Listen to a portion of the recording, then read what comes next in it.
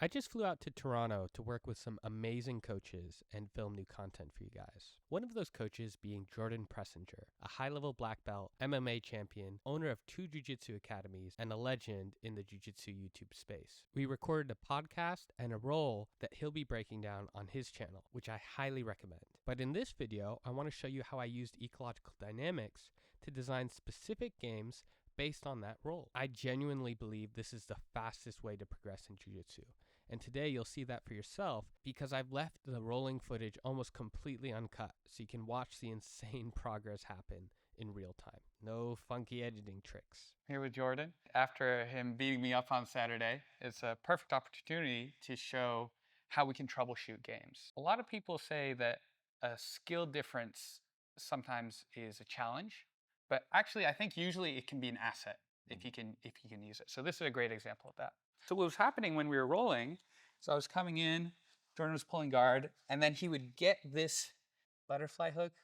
Yeah, like the instep of my foot. Yeah, he was getting this in here, and then he was using this off balancing, and then using that to capture my leg. And so I felt okay from here, but what I noticed is that this keeps happening to me. I feel really comfortable when I can pommel inside and get here. But with people that are flexible and they're good here, if they get this instep back inside, I have a tough time.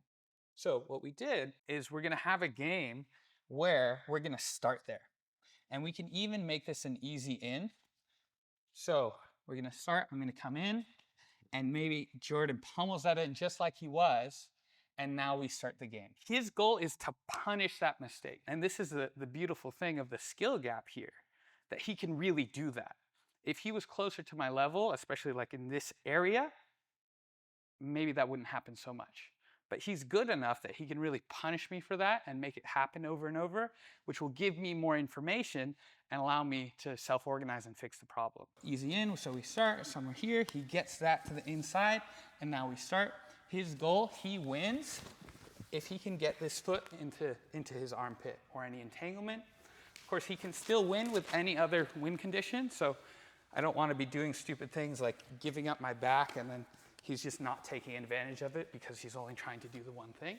So he can still win by any scoring criteria, but he is trying predominantly to just capitalize on this one mistake and get here.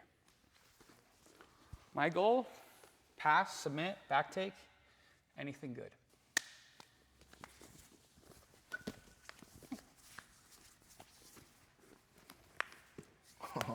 My knee cracked.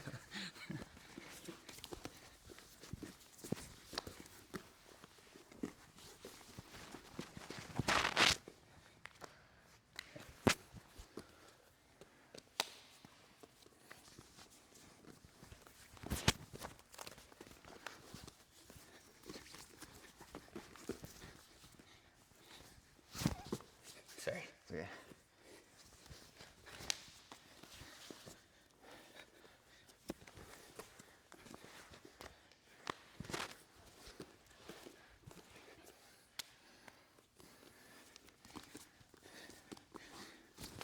Now, flights to Toronto don't grow on trees, so this video is brought to you by my Jiu-Jitsu Fundamentals course. If you want to make progress like you're about to see, not right this second, but it's coming, my course now has over 75 lessons to help you do that faster than ever. The truth is, details and techniques from traditional instructionals rarely hold up against real resistance from skilled or athletic opponents like Jordan. As he said on our podcast, details are like salt.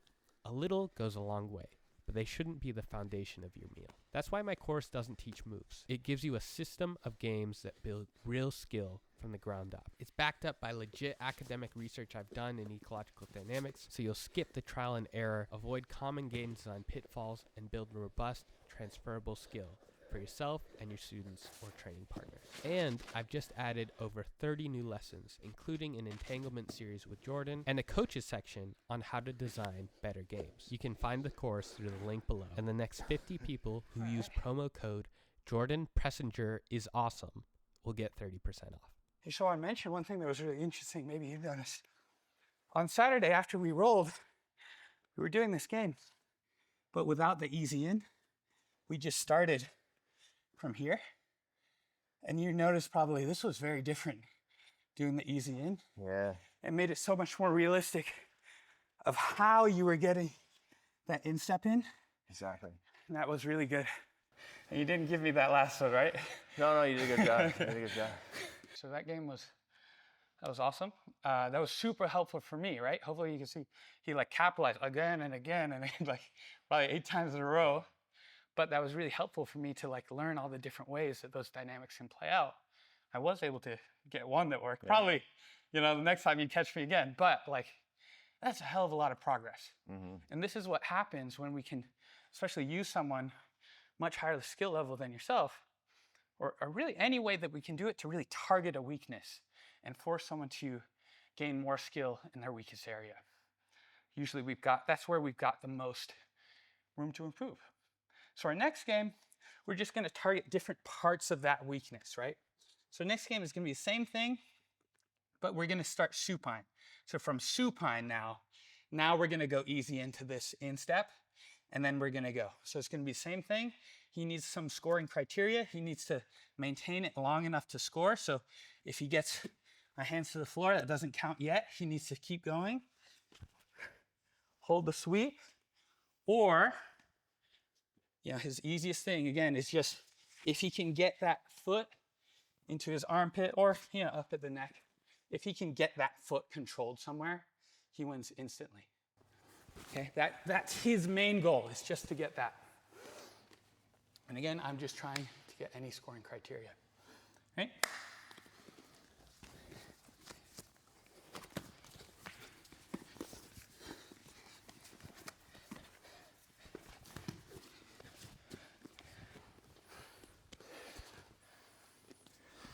Start from, right, go. Sure.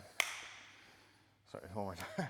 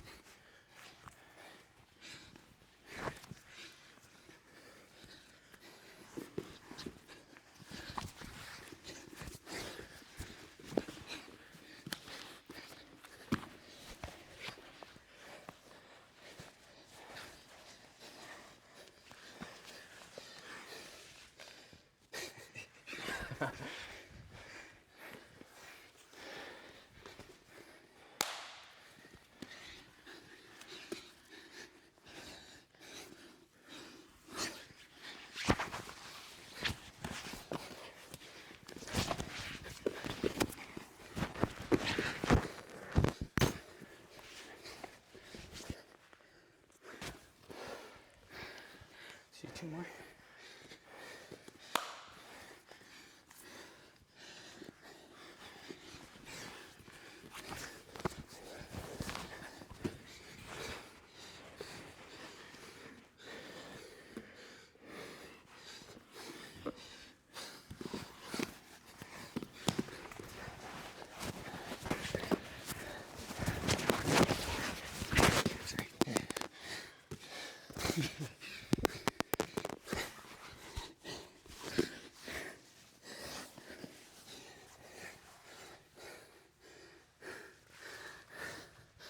That counts.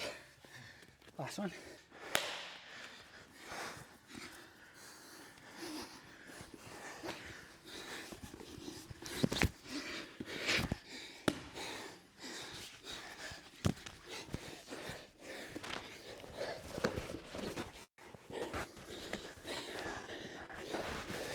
Oh, sorry about that. Keep going.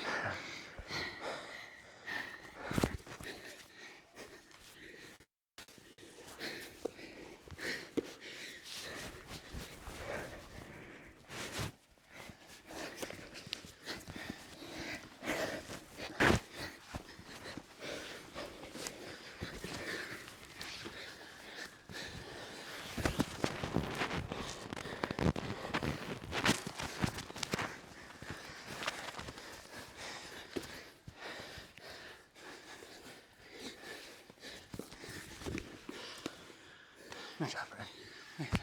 When you target a problem like this, you're not usually gonna like go from a point of losing to like winning anything within one game.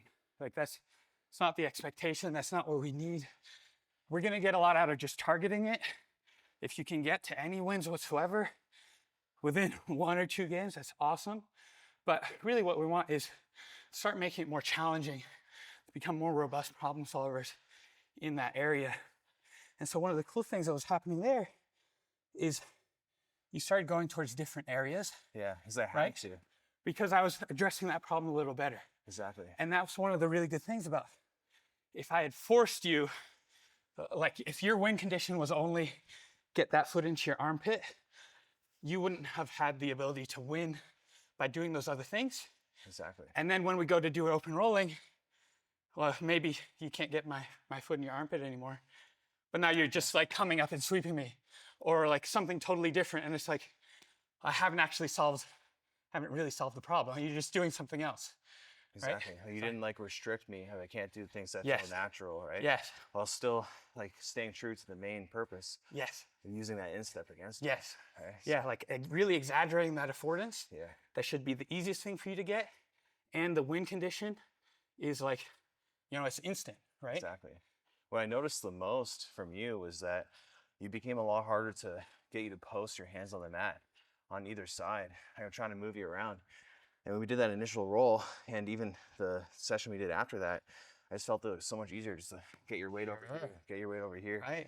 And yeah, more so than anything, it seems like your weight placement has improved in that specific area. Yeah, exactly. I mean, because like people usually have a hard time off balancing me. Yeah, yeah. So like I don't usually get off balance, but you were able to do it so easily there in ways that I wasn't used to. Exactly. So then we just run it for 10 minutes. Yeah. And now you're sweeping me, I don't know, 10, 20 times. It's like, now that's really expanding my experience there and my skill set there, right? Exactly. So super helpful. Yeah. So the last game we'll do, again, we're just kind of addressing different parts of that problem. So now the last part of that problem is, okay, you've gotten that foot up into your armpit, up near the neck, wherever you want it. So we'll go easy into this sort of position. Again, it doesn't have to be exactly here. And now I have to address it and solve this problem. So again, for you, you have to finish and score. Mm-hmm. For me, I have to at least get back to a neutral position, but ideally score in any way that I can. Okay. Okay? Yep.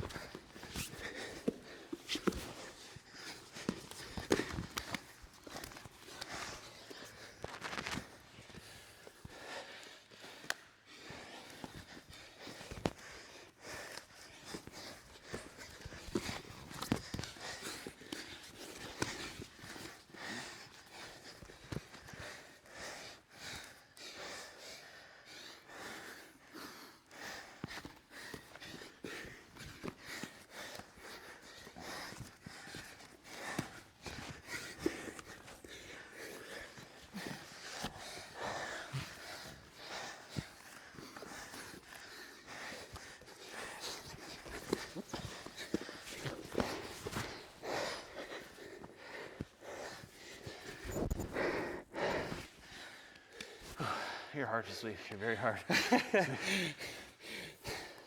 You're helping me by sweeping me a lot.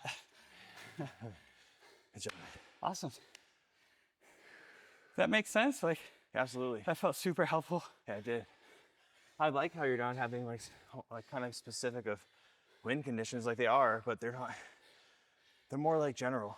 Yeah. Which I think is helpful, Yeah. especially for a more advanced guy. Because like I know what advancement is. I don't got to be thinking like, Yeah. you know, hips here or like all that kind of stuff. You know, Right. I kind of know already. Yeah.